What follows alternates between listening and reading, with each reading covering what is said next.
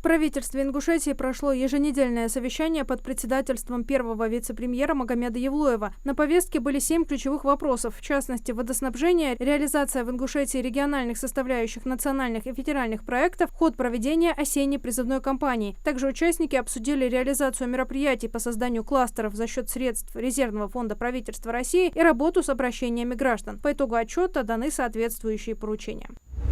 Специалисты АСМ Групп провели авторский надзор за реставрацией башенного комплекса «Эбон» в Джейрахском районе, сообщается в телеграм-канале компании. В одной из жилых башен комплекса при разборе каменных завалов и откопке земли была обнаружена историческая каменная лестница. Напомню, башенный комплекс «Эбон», состоящий из одной боевой и 12 жилых башен, был разрушен в XIX веке. Восстановлению здесь подлежат не только башни, но колодцы, склепы и святилища.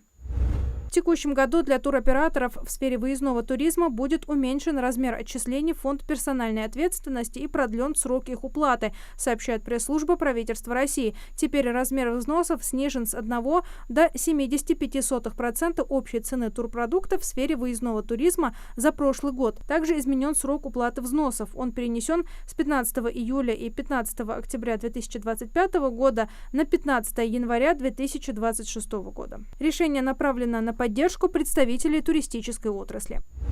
В Госдуму внесен законопроект о запрете оформления договоров микрозайма в электронной форме, в том числе с использованием простой электронной подписи или усиленной электронной подписи. Законопроект также предусматривает, что в случае нарушения запрета микрофинансовая организация лишается права требовать возврата долга по такому микрозайму.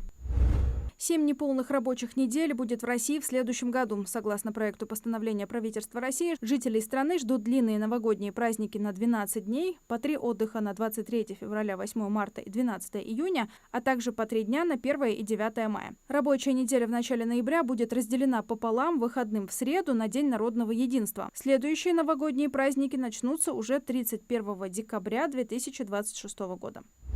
7 золотых, 3 серебряных и 4 бронзовые медали завоевали ингушские дзюдоисты на открытых межрегиональных соревнованиях в Зеленокумске. Все призеры представляют 8-ю школу Гамурзеева. Спортсменов тренируют Мурат и Джабраил Богатыревы.